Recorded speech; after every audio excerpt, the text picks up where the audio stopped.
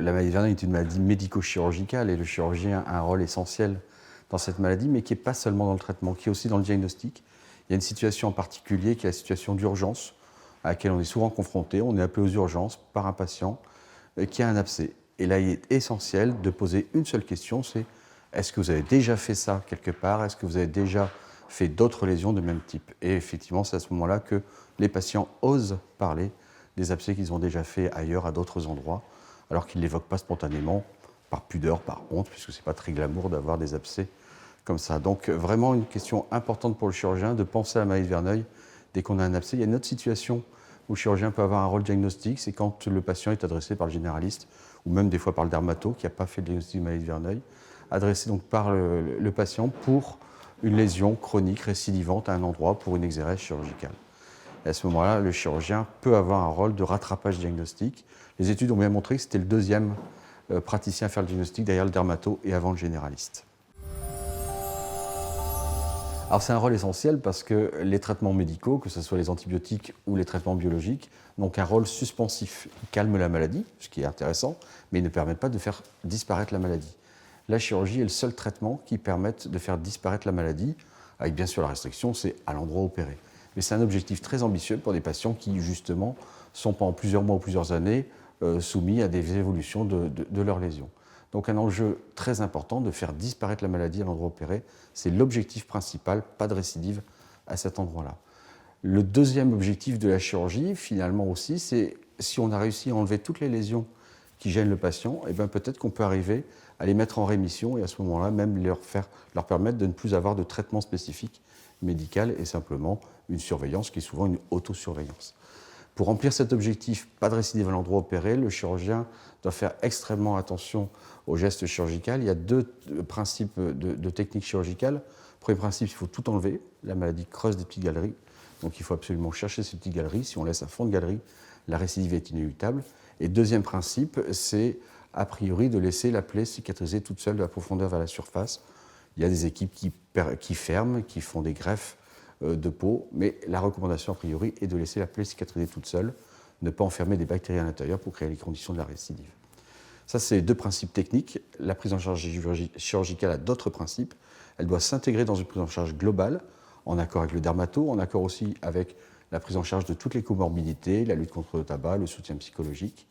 Et puis cette prise en charge chirurgicale, elle doit se poursuivre après la chirurgie, puisque le chirurgien délègue les soins à une équipe infirmière. Il faut absolument surveiller que les soins infirmiers soient bien faits pour permettre cette cicatrisation. Donc un rôle thérapeutique essentiel du chirurgien. C'est vrai que pour un spécialiste de la maladie de Verneuil, c'est extrêmement frustrant de voir à quel point les patients souffrent d'un retard diagnostique. Toutes les études ont montré, en France comme ailleurs, on n'est pas pire en France qu'ailleurs, que le retard diagnostique est d'environ 8 à 10 ans. Il faut 8 à 10 ans entre l'apparition des premiers symptômes et le moment où quelqu'un lui dit « mais enfin, c'est une maladie de Verneuil, ça ». Donc ce délai est vraiment très important et c'est extrêmement frustrant parce que la maladie de Verneuil est une maladie fréquente, autour de 1% de la population, et le diagnostic finalement est facile à partir du moment où on la connaît. En fait, les trois critères diagnostiques, c'est d'avoir une évolution chronique et récidivante. Deuxième critère diagnostique, des localisations compatibles, et globalement la maladie de Verneuil touche les plis. Les deux principales localisations, c'est sous les bras et les plis de laine. Et le troisième critère, c'est l'aspect des lésions. Globalement, c'est très facile de faire un diagnostic de maladie de Verneuil, c'est des abcès à répétition dans les plis. Avec cette phrase, vous savez reconnaître une maladie de Verneuil ou au moins l'évoquer et rendre service au patient. Le message à faire passer aux patients, c'est sortir de l'isolement. Le piège de la maladie de Verneuil, c'est une maladie qui isole, c'est une maladie qui fait mal, c'est une maladie qui s'accompagne d'écoulements, éventuellement purulents, malodorants. Le réflexe, forcément, face à cette maladie glamour, c'est de se replier. On n'en parle pas. On a un peu honte de tout ça. Et en plus, effectivement, puisqu'il y a un retard diagnostique important, les patients ne trouvent pas forcément toujours la réponse. Et bien, il ne faut pas se lasser d'aller chercher des informations, de solliciter les médecins. Il faut sortir de l'isolement. Il y a des associations de patients, il y a Internet, avec bien sûr ses limites sur le diagnostic. Mais voilà, il faut sortir, oser sortir pour trouver des solutions et pas rester seul face à cette maladie. Il y a deux points sur lesquels il faut être vigilant, qui sont deux facteurs aggravants de la maladie, le surpoids et le tabac.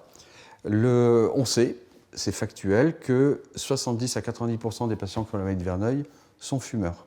c'est beaucoup plus que les 30 ou 35% de fumeurs dans la population générale. Donc, il est indéniable qu'il existe un lien entre maladie de Verneuil et tabac.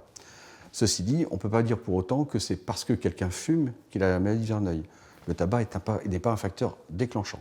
Par contre, il semble bien que ce soit un facteur aggravant.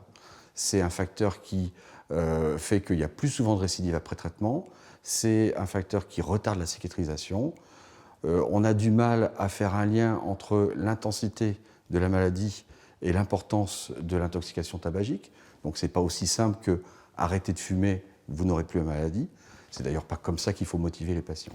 Il y a une autre façon de motiver les patients, c'est simplement leur dire que la maladie de Verneuil est un argument supplémentaire pour arrêter de fumer par rapport à tout ça. Mais ce n'est pas parce qu'ils vont arrêter de fumer que tout va s'arranger. Il vaut mieux quand même se donner plus de chances possibles de contrôler la maladie. Un autre facteur aggravant, c'est le surpoids. Pareil que le tabac, ce n'est pas parce que quelqu'un est en surpoids qu'il fait la maladie. Par contre, s'il a la maladie de Verneuil et qu'il est en surpoids, alors probablement il aggrave les choses.